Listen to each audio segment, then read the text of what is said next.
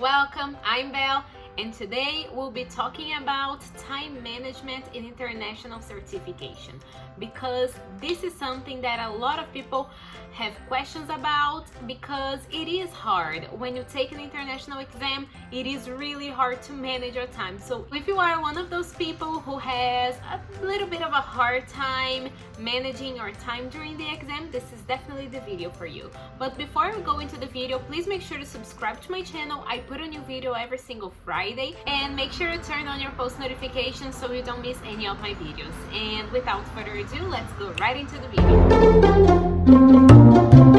My tip number one is something that I always tell my prep students, and it is get to know what you're getting into before the day of the test, obviously. So that's why prep courses are so important. And I know that not everybody has the means to have a prep course. However, it is completely possible to take the exam without a prep course. You just get to know the exam. Nowadays with the internet, it is a piece of cake to do that. And what I mean by getting to know what you're getting into is always search online the format of the exam. I know that most of the international exams, they have 4 parts, which are the reading, listening, speaking, and writing. And when you think about international certification, you think of those 4 abilities. However, most of the time they are completely different on each test. For example, the Cambridge reading part is completely different from the TOEFL reading part. And I know it sounds weird, but sometimes even native speakers can make many mistakes because of time management and because they didn't get to know what the exam looks like before actually doing it. So it can be problematic in a lot of ways, not getting to know what you're getting into. So this is tip number one. Always search for the exam format. Always figure out the type of questions, because all this information exists online. And I know the prep courses are amazing. I definitely, if you have the means to do it, please do a prep course. But if you don't, it is completely possible to take the exam without a prep course and do amazing. Tip number 2 is practice within the time limit. For every part of the test, you have a time limit. Practice within the time limit. So I feel like tips number 1 and 2, they are connected in a lot of ways, because when you get to know the test, you also get to know the time limit, because this information is provided online on the website. And again, with the internet, it's really easy to prepare. So search the time limit and practice the sample tests within the time limit. Try to use a chronometer while you're taking the test, the sample tests, because it helps you a ton. That way you can get to know not only the type of the questions, but also practice them within the time limit. Tip number 3 is practice the test when you are extremely tired.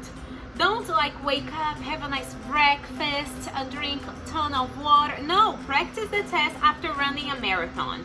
Practice the test after you've done the most in your day. So practice the test late at night. Practice the test when you are exhausted, because that way you are being true to how you're going to feel during the day of the test. Because usually on these exams, the reading and the listening, they are first, and those exams make you really tired and exhausted. So when you practice, even if you're practicing the reading and the listening, practice while you're exhausted, because on the day of the test you'll probably be very psychologically exhausted, because you'll be anxious and nervous. So this is something that you should definitely do. Always go outside, go to the gym, and when you come back, do the test, do the sample tests, because that's how you're going to know what you actually need to improve on the test. Because if you do it with rested, it won't be true to your results. So do it within the time limit, of course, but do it while you're feeling exhausted, because that's the reality. And when you feel exhausted, most of the time you read slower and you take longer to answer the question. So this will be a better way to measure your time management. Tip number 4 is very controversial, so don't kill me in the comments below, but this is just my opinion and it's something that I do with my students, especially for tests. Don't provide a lot of time in the writing part. This is definitely something that I advise my students to do, that I practice with them, but completely ditch the draft during the writing part. So during the writing part, you know that you don't have a lot of time. Usually you have to write about something that you're not very interested in, something that's not your cup of tea. So ditch the draft, go straight to the writing part, to the official writing part. And I know that it sounds crazy.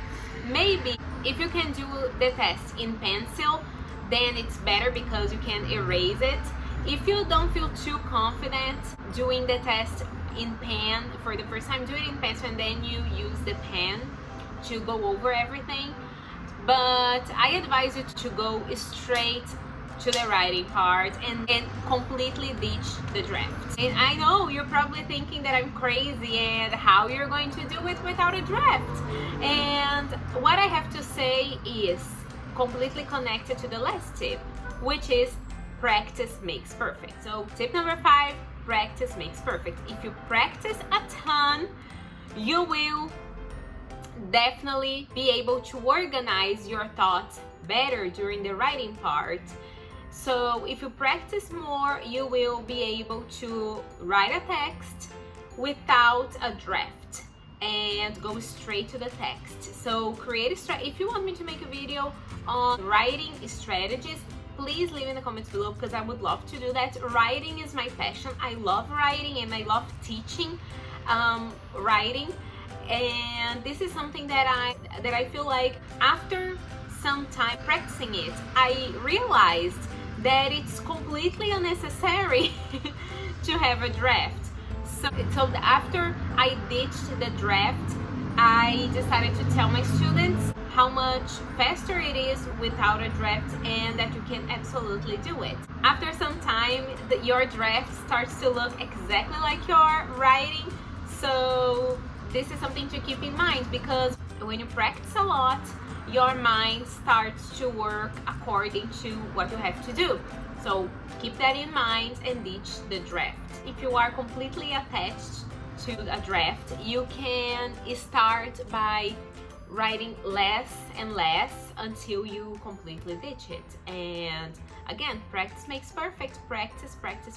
If you still feel attached to the draft, just know that you need to practice more. This is the reality, because you're not feeling confident. When you take exams that are this hard, you have to be confident and you have to believe in yourself, because when we have exams, we feel anxious and completely nervous. At least that's how I feel, and I really don't need one more thing to keep in mind. I don't need the pressure of time. I need to be confident that I'm going to be able to do it within the time limits. So this is something that it's just my experience, and I know that maybe it's different for you, especially the last 2 tips, because I know that they are a bit controversial. So don't come for me in the comments, okay?